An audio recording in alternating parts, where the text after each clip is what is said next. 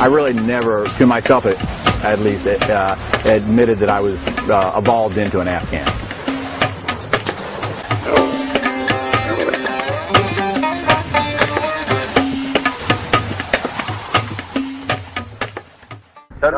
It was the era in America when the hippies were in charge, and I became a hippie in a sense and went on the hippie trail, but I happened to take my 16mm cameras with me. And there was a big migration of young people going to India, remember? Right, yeah. There was a lot of buses and a lot of movement. It'd be like, you know, a pilgrimage to San Francisco or something, you know, a lot of European kids, English. It was kind of something to do at the time.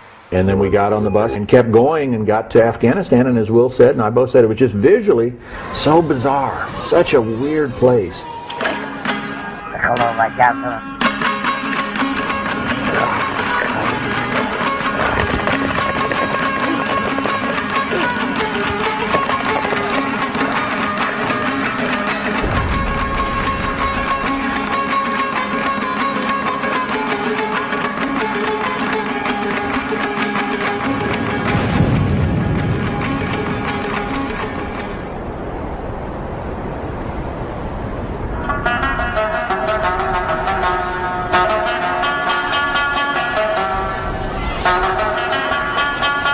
When I got to Afghanistan, I was so excited by the Nomads.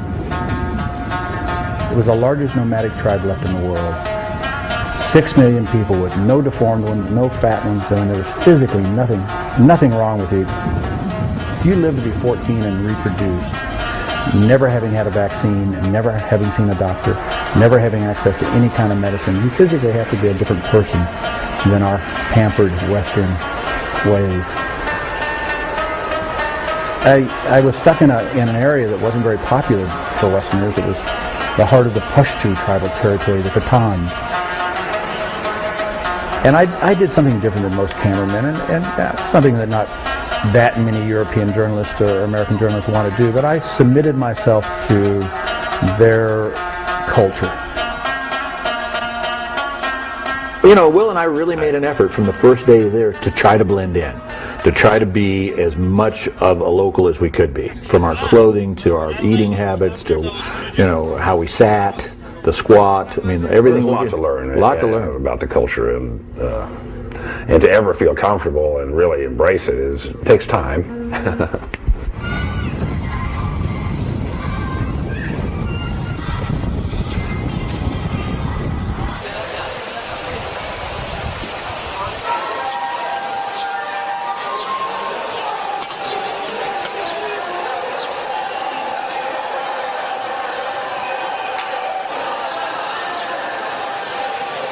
It actually takes me 6 months to get into costume to go over there and be believable.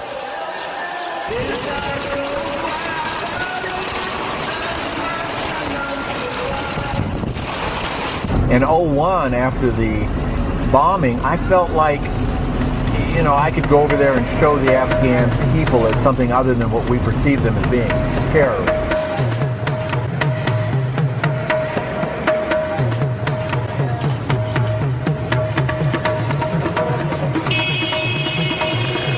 The Afghans, let's say the Pathans. Let me clarify that, because I know nothing about the other tribes. They're the dominant tribe in Afghanistan. There are 5 tribes: the Pashtus, the Azoris, the Turkmens, the Baluch, and the Uzbeks. And the Pashtus make up 60%. So they've been in control since the beginning of time. And it's an interesting domain because in 1947 the British and the Americans in their collaboration to create Pakistan and separate the Hindus from the Muslims took Pashtunistan and cut it in half. The Duran line, as they call it, literally goes straight down the middle of their country. And their country goes all the way north to China and all the way down south to the southern part of Pakistan or Baluchistan. So it's kind of a banana-shaped republic or tribal territory, as we call it. And physically, I found this very interesting. You literally left, when you went into the tribal territory, like the Khyber Pass, you left Afghanistan, and you weren't in Pakistan. You were in the tribal territory. In fact, the Paki authorities would collect 10 cents per person on the bus to give back to the tribal leaders as toll for going over the pass, which was their territory. The Pathans are basically nomads. Nomads are very free-spirited, free-thinking. You know, they've never been subjugated. Now some have settled in villages. The concept is it's a very harsh environment where they go into these very high plateaus as high as 20,000 feet, where they have grazing, and they will take their flocks of sheep into these plateaus in the summertime, and they'll graze them, fatten them up, and then they'll run back into the desert in the wintertime. That's their incentive to do this nomadic track. So they travel as much as 1,000 miles. Well, you can imagine the harshness of going into the desert and then being in this extreme high mountain environment in the track back and forth. It's been a physical individual that is so superior to anything. You know, I mean, they don't sit down. Unless you want to put a chair on your back and lug it with you everywhere you go, you're going to do the Asian squat. You know, where your ass is a few inches off the ground, you know, and then you're going to lay down on the rocks at night for a few hours because it's hard and cold, and you got to get up before sunrise anyway, so sleep's not a big treat. So, and then the rest of the day, basically the men are guardians. They're the warriors. They're the ones that have kept the big bad wolf away from the door, so to speak, and the women do all the work. We were just a typical family with, you know, 3 kids and the American dream. The American dream. I just bought a business young, and we lived the American life. And Chris, he took off on his own, and he lived a life that was completely foreign to us. We didn't understand it necessarily. He leaves, and then he comes back with all these stories and film, and so it's always interesting. It's kind of like the Pied Piper coming home and telling us all the stories. When I first went to Afghanistan in the 60s, one of the draws and one of the appeals to all the hippies that were traveling there, and I only differed in the sense that I carried a 16mm camera, was the hashish.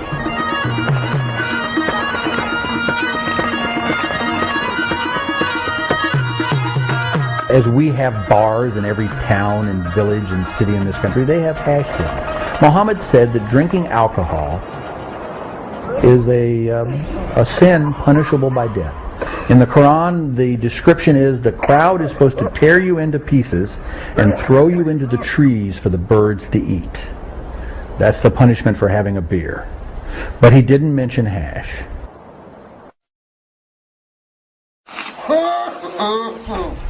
And if you look at human nature and you look at man everywhere, he needs a release. So if alcohol was precluded from being that release, hash became that release.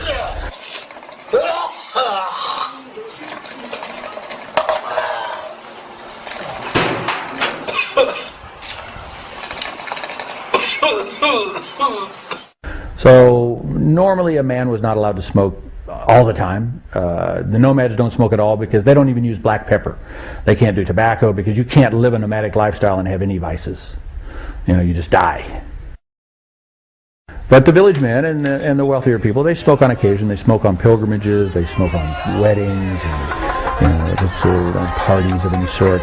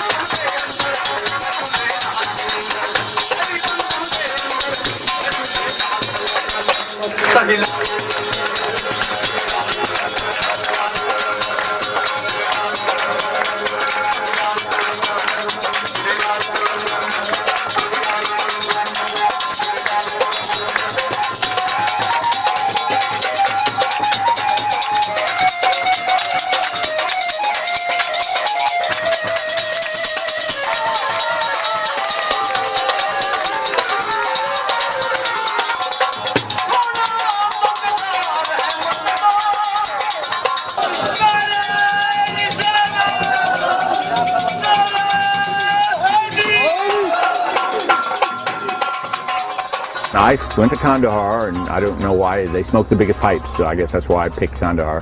And I lived there, I stayed there, and I stayed there for months and months. And I finally was able to, through my own hash use, find the kind of keepers of the pipes. You know, it wasn't everybody didn't have a pipe in the back of his house, but they did have pipe shops, you might call them. And it was always the same kind of weird character that was the keeper of the pipe, and he was a religious guy. He'd sit there with this tespir, which is their rosary, that would maybe, a typical tespir has 101 beads.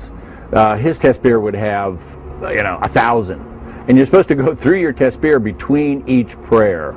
And you're praying 5 times a day. So do the math. That's a lot of, and going through the tespirs, like the rosary, you go, la ilaha illallah, la ilaha illallah, there's only one God. You go through a mantra over and over and over again with each bead. So they're basically totally submersed in religion. They can't have worldly possessions, they can't have women, but they are allowed to smoke as much hash as they want.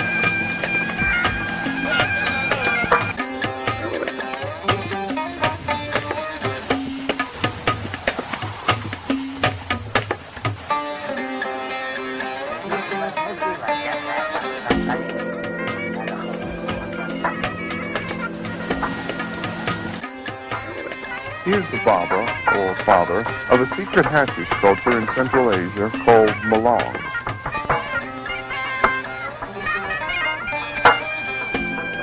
Today he is administering a secret hashish ritual for his brother Malong. For the ceremony, the Baba is loading a half-pound of freshly pressed hash.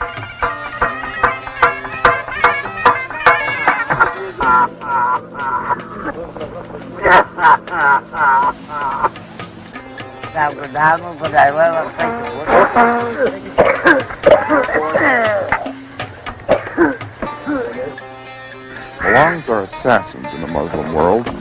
Webster's literally defines them as a Mohammedan secret cult which practices secret murder committed under the addiction of hashish. They wander around and are the executioners for society. Some woman commits adultery, they stone her to death. Some guy steals, they cut his hand off. So in a sense, they are the executioners for society. And they're not really corruptible. They can't own worldly possessions. They can't be married. The old ones were kind of more keeper of the local area. But these young ones would travel through. You'd see them because the real assassin's a traveler. He's like a traveling judge. And they'd travel through and come to the hash shop and, knock everybody away from the pipe and smoke a quarter-pound of hash and, stay an hour, have tea and go.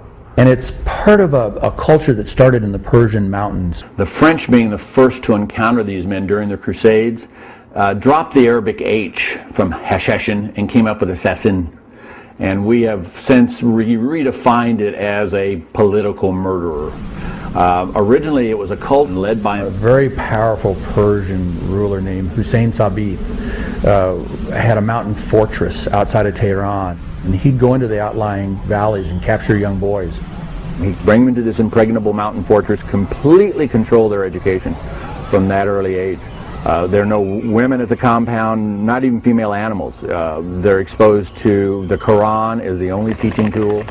And then when they became young adults, he allowed them to smoke hash to keep them docile. I think it's very hard to keep a young, virile man out of the realm of reality of women and material possessions and greed and the things that are around us at all times. And then he would feed them hash, and they'd pass out.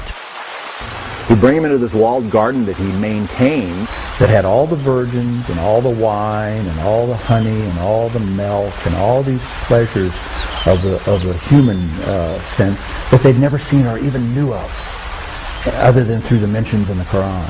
And the Quran does promise a faithful Muslim, especially someone who dies in a jihad, 72 virgins.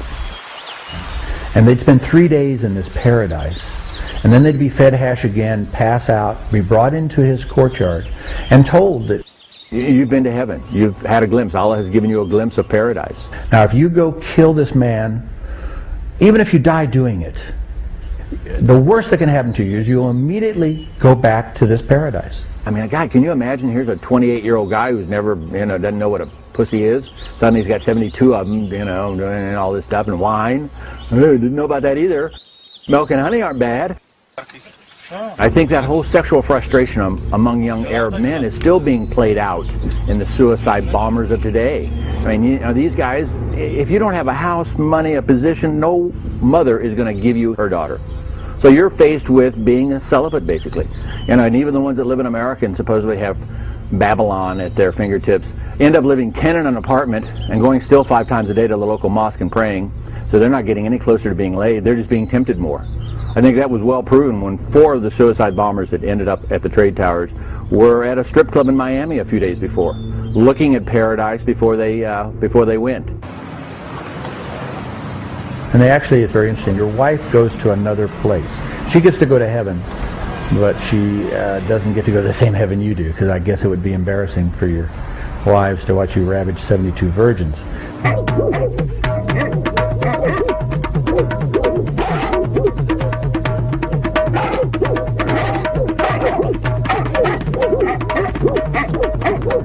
On Fridays, I discovered that for entertainment after prayers, they'd all bring their fighting dogs from all the villages and all the nomads around would bring their fighting dogs into just the edge of town by the graveyard, and they'd have a giant segwani, they call it, which means a dog fight. And it was interesting, they'd make a giant circle, maybe 200, 300, 400 people, 1,000 people, maybe 100 dogs, 200 dogs, maybe 50, you know, all different sizes.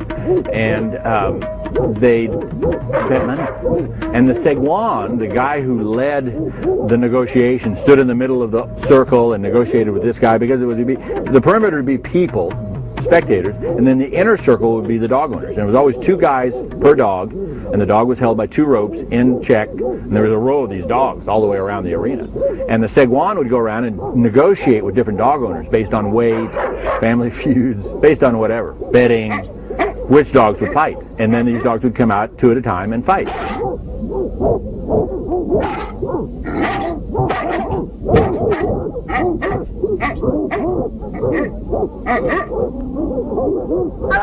And the owners got to go out to the middle of the circle and actually kind of lay down. They had to lay down so everybody could see. They could lay down by their dog as it was fighting. You know, and these are, you know, 100-pound dogs that are tearing each other apart. I mean, the last place you want to be is in the middle of them. So I realized right away, these guys are like their dogs. They're pretty ferocious. You know, I mean, they're pretty scary people. So, you know, the dogs represent what the men are. And I was never able to film, but I saw great depictions in historical accounts of these men and saw the pelts of these men going after mountain lions barehanded. They didn't want to use a rifle on it because they didn't want to put a hole in the pelt. So they'll wear their heavy, the nomads have this really heavy felt coat called a kosei, which literally means great coat. It's made out of felt about a 1/2 inch thick. Well, they go after the mountain lions with that coat because they say the claws are the only really dangerous thing. So they wrestle the mountain lion down and slit its stomach. So these are men that are not like men that we know of. These are men like Paul Bunyan, and you know, these are legendary men that we talk about in fiction. You couldn't walk into a nomad camp because they'd stake their ferocious dogs out with different length of rope, and the kids would know how to weave in. Because they don't domesticate their dogs. Nobody. The owners don't pet them. They're not for that purpose. You know, they're there just to keep the coyotes, the hyenas, you know, all the predators away from the sheep, the babies, the women. So, anyway, violence is such an integral part of their life because it is such a hard life that I have to justify this. If they weren't fighting dogs, they were fighting karoks, which is a small bird that looks like a chicken. They were fighting chickens. Roosters fight for hours, they can fight. But, you know, they find out everybody gets a little bored and they stop it. He actually takes his rooster and licks it, entire body, to take the blood from the other animal in his primitive way to sterilize the bird so it survives the fight.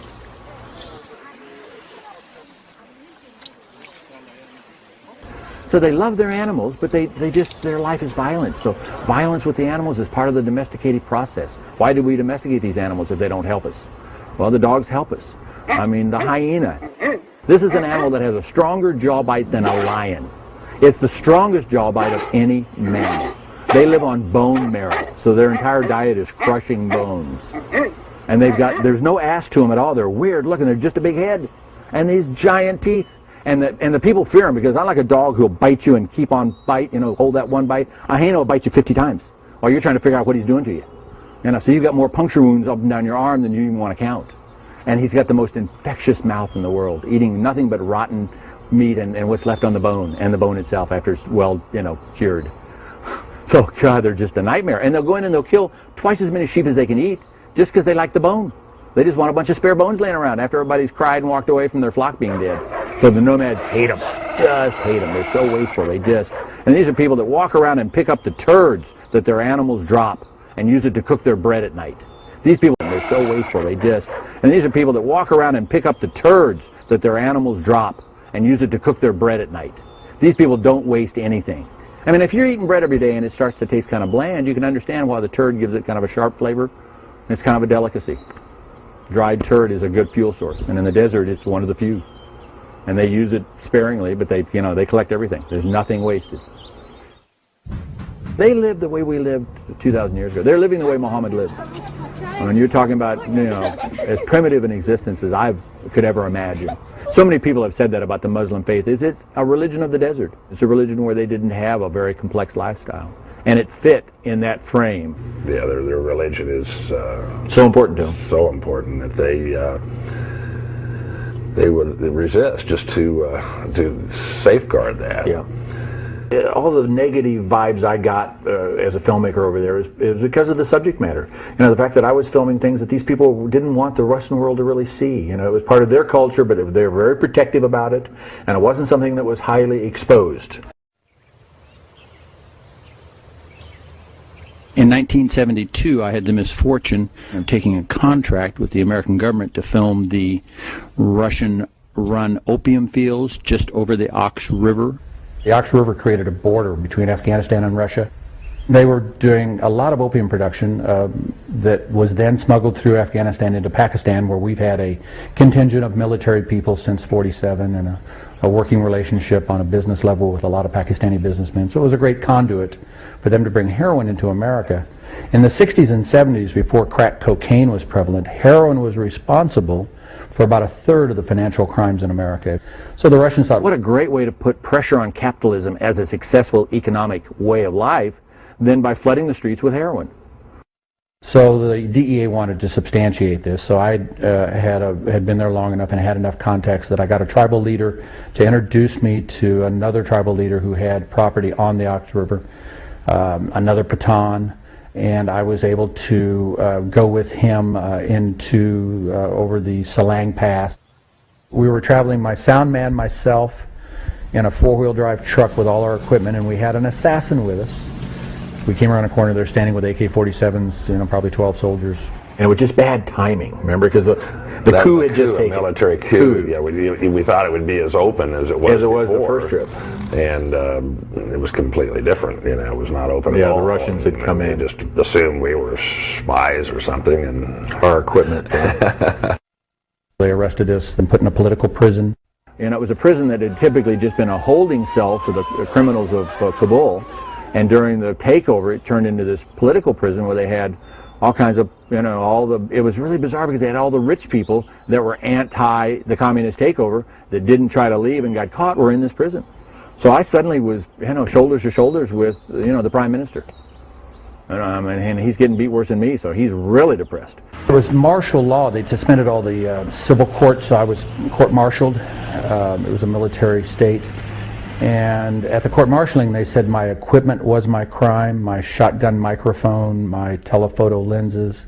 I had no footage that was incriminating, but they said my equipment was my crime, and they sentenced my sound man and myself to a firing squad. We'd been in prison 9 months. I'd lost 80 pounds of body weight. I had every body parasite known to man. They had us in leg irons and handcuffs and the bed bugs and the scabies, lack of ringworm, food or whatever, the unsanitary conditions and everything. What did I look like when I made it home? Oh, terrible, terrible. You were so thin. That was the time you were out on the patio, and he came home at night and he didn't bother us, so he slept in a chair on the patio, and when we got up he was just a rail, real thin. In fact, we took him to his doctor, who was a Jewish man, and he just nearly passed out when he saw you. He said it reminded him of the Holocaust. He was so upset. He said, oh my gosh, he was just skin and bones. He really looked awful. We were fortunate enough that we'd been negotiating with the Afghan commandant of the prison, and we were able to pay him right after the court decision $50,000, and he smuggled us with soldiers out of the fort. But the positive thing about that experience was that I was then very cemented into the society. I was suddenly given credibility. I was the real deal.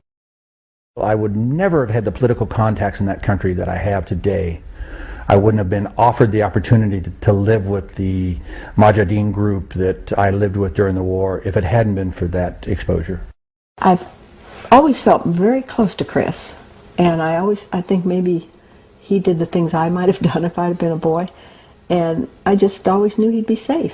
I just felt like if he wasn't, I felt like I'd know it. It was just, like my husband said, very naive, but I just felt like he can handle himself, because he always did.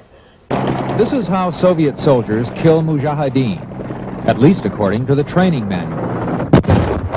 This is how the Red Army teaches its troops to swallow fear, as one officer put it, to overcome the obstacles they will face in Afghanistan. But Afghanistan is different. In that country, the enemy shoots back, and Soviet soldiers get killed. 12,000 at least since the Soviets invaded 8 years ago. In 1979, when the invasion began, Soviet troops were told they were doing their international duty, lending friendly assistance to a socialist revolution in progress. But as Valerie Burkhoff discovered, it wasn't quite that simple. Everything which I found in Afghanistan was more complicated. It was more complicated to participate in battles than it looked like in my imagination. More complicated relationships with the people of Afghanistan. I probably spent 3 years in a combat zone. 3 months here, come back to the States for 6 months, go back over for 3-4 months. I did that for 10 years during the war.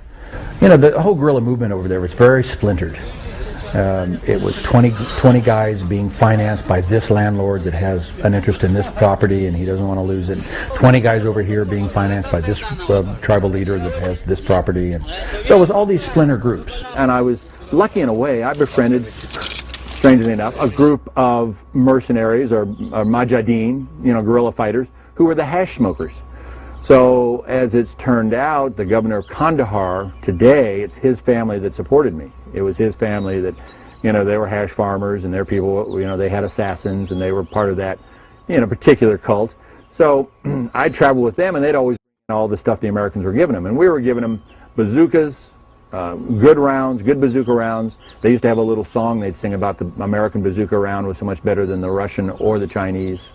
Because, if you're out in front of a tank and you've got a bazooka round going, and the only thing between you and getting away from being blown up is that round going off and doing its job, you do a little ditty about the good one.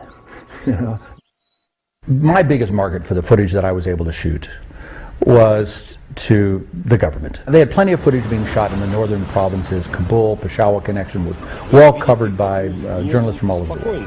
Kandahar was not. I was one of the only that ever bothered to become comfortable there. So they needed to have footage of the Afghans in Kandahar using the weapons that we were given. Kandahar, unlike the war in the north part of the country, was a desert.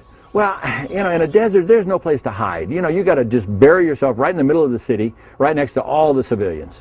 And you're just mingling, basically, with the civilians to survive. You got to be right on top of the Russians because they're nerve gassing everything outside the cities.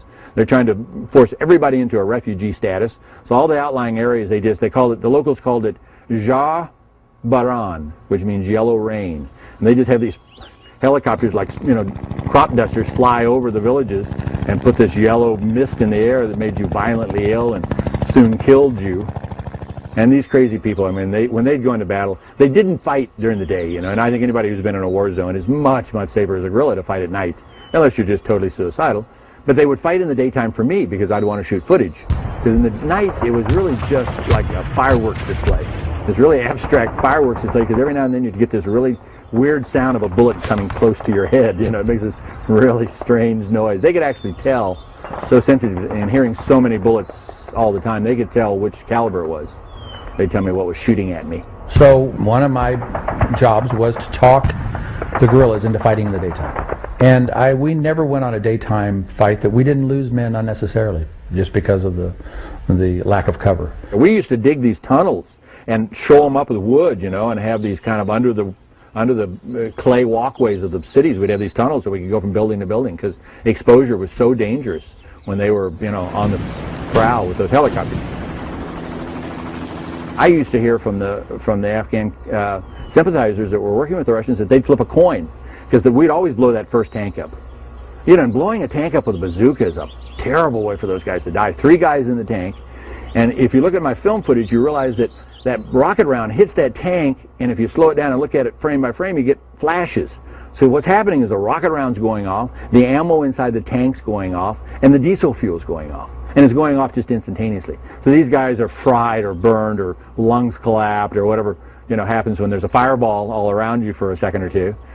So they're dead. And once you disable that first tank, if you have placed yourself in an area where there are enough alleys and streets where the tank behind can't get around, you can maybe get the second tank before the helicopters come.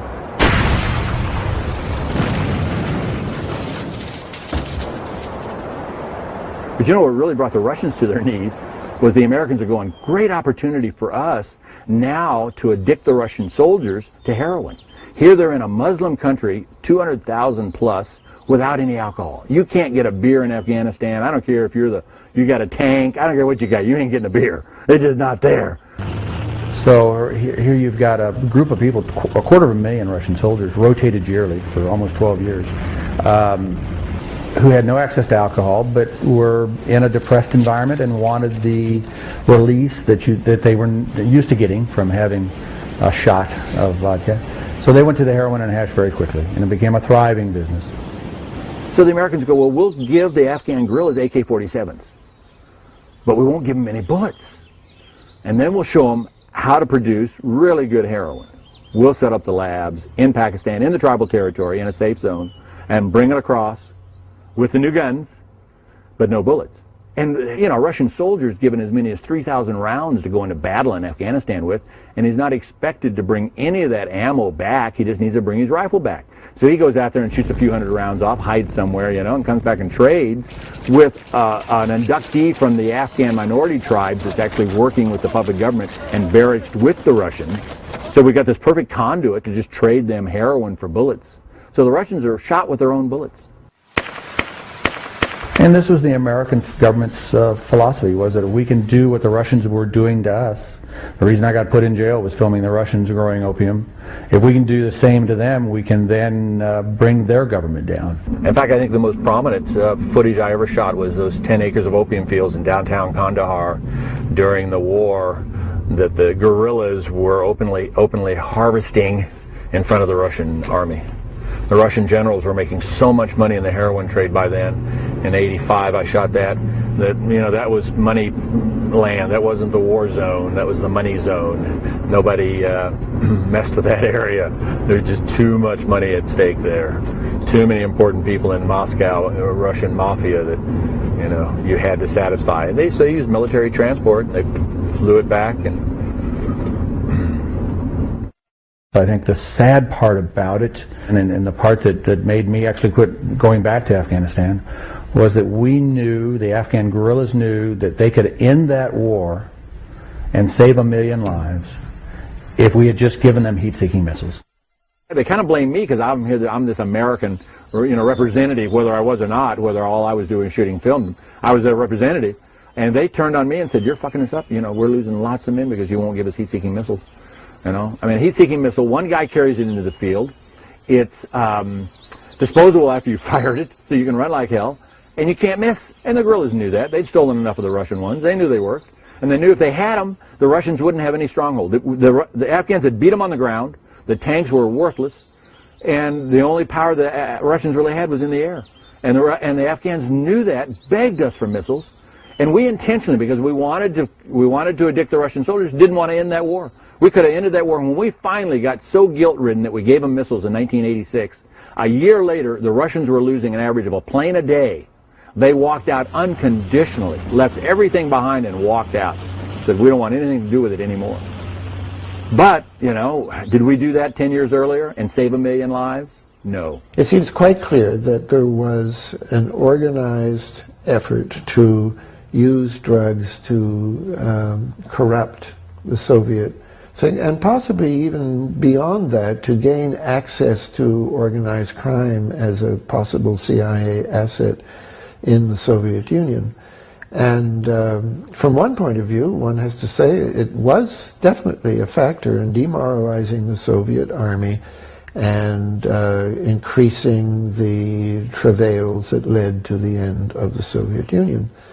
It also has vastly and permanently increased the drug problems of Western Europe. We created a big opium industry that today bin Laden and the Taliban manipulate as middlemen to help finance their struggle against the ultimate buyers of this heroin. You know, so we're actually funding terrorism ourselves. I was there recently in 01 and went to the most dangerous place you can go, what they call the Hillman Valley, where Mullah Omar is living. I go in there, I dress, my cameraman's so nervous, he dresses up like a woman. He's in the taxi dressed up like a girl, you know, just shrinking. He's getting shorter, you know. We go to this big compound out in the desert, and the grower there, and the opium's tiny little plants, you know, they just had planted it, they'd already harvested. But he's got all these. I wanted to go because they'd already harvested and they were smuggling out. He brings out these bags of black tar that weigh 30 kilos each, you know, and he's got 3 or 4 of them sitting in front of me. He says, oh yeah, this is a new car, this is another wife. You know, I mean, it's obvious how much money he's making from this business. You know, and he's saying, bin Laden's my biggest buyer. You know, he's the one buying all this stuff. It's his ships that are taking it out of Pakistan. You know, we shut down all his legitimate accounts. We shut down all his charitable contributions. So what's a man going to do? He's going to make as much money as he can to support his group. So, and I say, bin Laden, it's his, you know, it's a group of men that are really loyal, not only to him, but to him more as a prophet.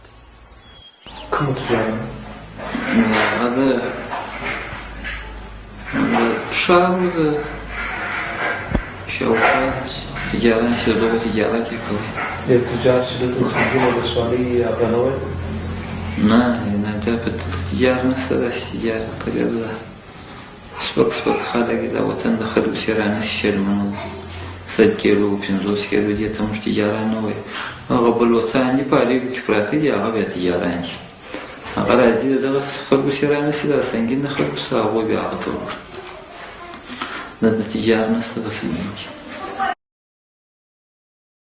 I went in again in 01 after 9/11 because Afghanistan, you know, I hadn't been there in 20 years, and last trip was 85, so almost 20 years, and I love it dearly, and it was an integral part of my youth and young adulthood, and so I thought, well, I'll go in with a camera and I'll try to capture it as I saw it, you know, the old Afghanistan, not this terrorist camp that we see it as. I thought they were trying to make it too black and white. So I spent 6 months, you know, prepping, studying Pashto and growing a beard.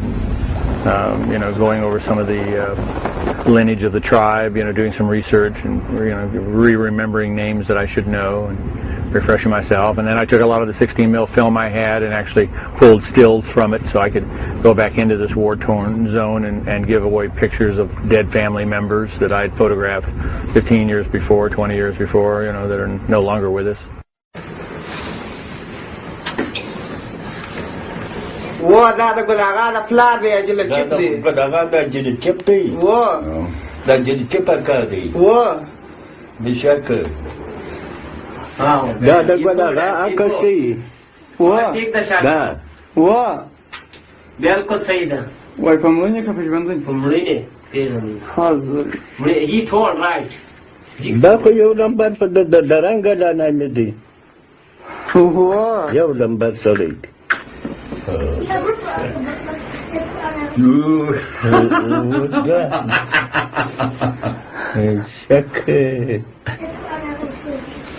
Da Hayatan. Da dikkat da. Hayatan? Yeah, Hayatan. Hayatan so. Well, da commandant. Yeah, Malajat, Malajat. Malajat commandant da wayna. Fark Malajat commandant okay so dia sebenarnya. Dasili and the same family. Say that. It was a scary trip, you know. I didn't know how I'd be accepted. And I had a lot of faith in the people when I was living there all the time, but after we bombed them, in fact, I lived with this nomadic family for a few weeks, filming them smuggling across the no man's land, the borders, the desert down there. When we were all done, I wanted to help. It was this old nomadic lady whose husband had died and 2 sons. So I got really close to her. We were, she was feeding me and taking care of me, and I had paid her and helped her out and done what I could. And I said, Mother, what else can I do for you? And she said, you know what I want more than anything else? I want a wife for my son. My youngest son doesn't have a wife. And I said, oh, he's a beautiful man. And she had him all dressed up in silk, and he was a beautiful boy, about 20. And she said, I can't find him a wife. Nobody will let their daughters go to a nomad. So that's what she wanted more than anything. And then she tells me, really, the last day I'm there, I asked her about her family. We're talking a little bit, and when her husband left her, and she had an older son who happened to be, they were camping near where Mullah Omar had his palace outside of Kandahar in the Agundal Valley, an area where I used to work and live. So they bombed that area to catch Mullah Omar and killed her oldest son. The Americans did. And here I've been living with this woman for 2 weeks. She's treating me like a son. And then she tells me that my country killed her son a month ago. And I'm going, oh, it's too bad. I don't know. Politics are a dangerous game. I think better to be a pirate and stay out of it.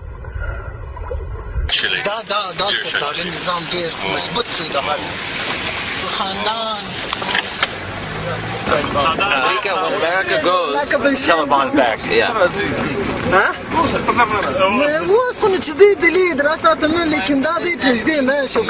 You are against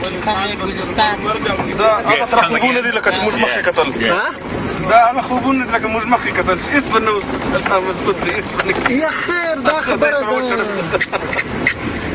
مشکل ده چې دا به سمسوي دا دې سم کې ورور برنه خلک مړه دا کې لیکن نه مشکل نه کیږي دا شي دا څنګه در په در شو دا علاقه ولا خوشاله علاقه explain to him that all Afghanistan, the only reason America's there really is to stop bin Laden and to bring peace so they can have business. America's work is business. امریکا چې دورې دي د مقصد دا دی چې د بن لادن وباسي دلته امن جوړ کړي کاروبار راولي او دا مسله چې کاروبار شروع شوی بیا امن کیږي ته بن لادن ولې باسي Why you are pulling out bin Laden from there? Why? Because from there he trains terrorists. Why دغه د پاره چې هغه تخریبکاران هلته جوړي دا څه بن لادن Bin Laden used America. Bin Laden is a CIA agent. American CIA agent. Yeah, many years ago. But now he has new agenda.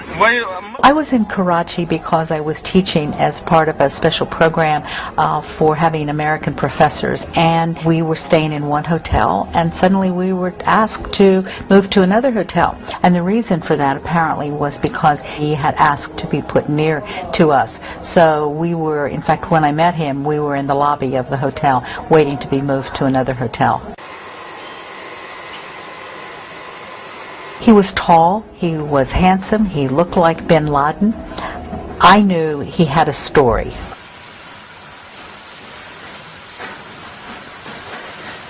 About 10 o'clock at night, I just come back from filming all day, and I had been in an area where Al-Qaeda and Taliban were hiding out or living really pretty openly. And so they came in, 15 men with machine guns, immediately handcuffed me and sat me down, and I waited around for hours before the Americans arrived to interrogate me, and then they took me to a police station. They kept me for 2 days, interrogated me for 15 hours, and then they chained me and took me to the airport.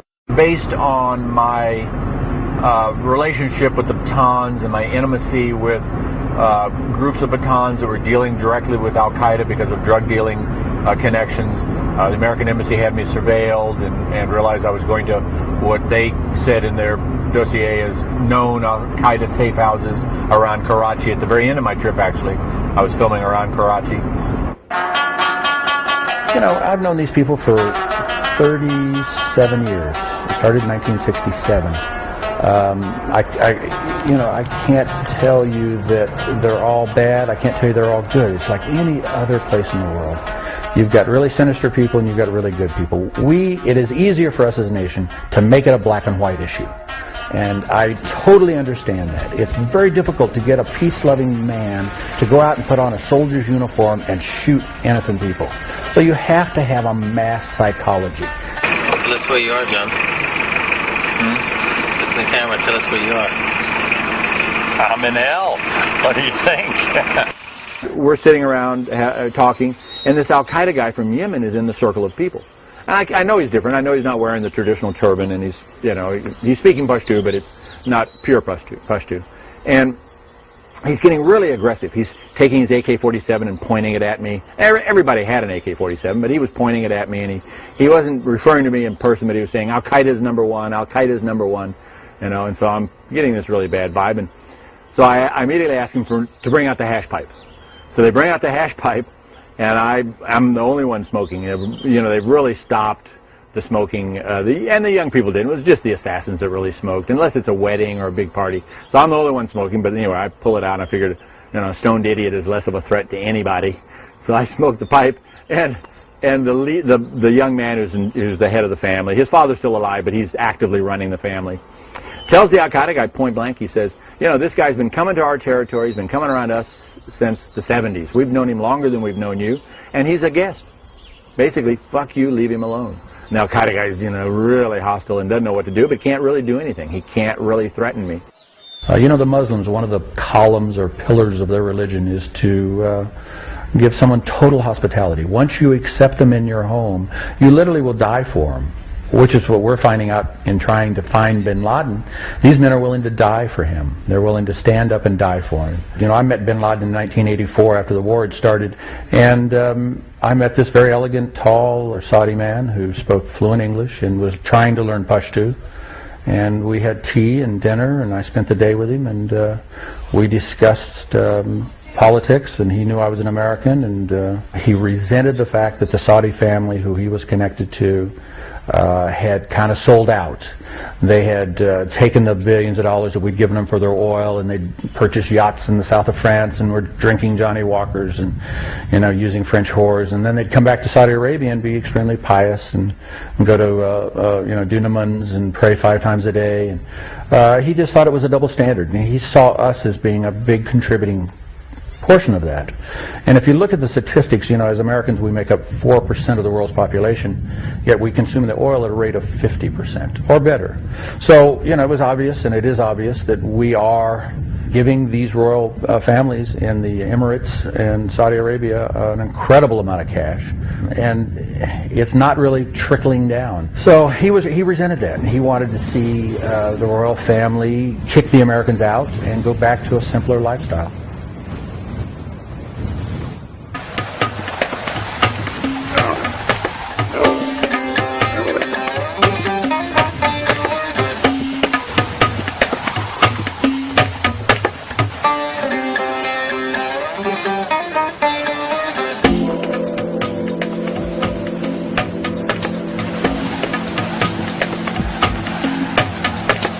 I really never, to myself at least, admitted that I was evolved into an Afghan.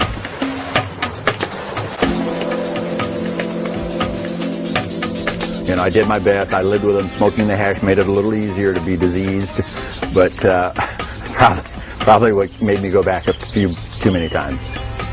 And the love for the people. You couldn't help. It's such an interesting thing when you have a society that's based on the power of the whole thing as a group. The interchange. There's no money. There's nothing you can buy with your money. There's no power in that sense. It's all family and who's connected and how you're connected. And very powerful thing. A very spiritually powerful thing. This is the strongest message I got out of my 20 years living with these people. Poverty breeds a humanity that you don't get in a wealthy environment. The only strength these people have is each other. And they cherish that strength as we cherish our goals.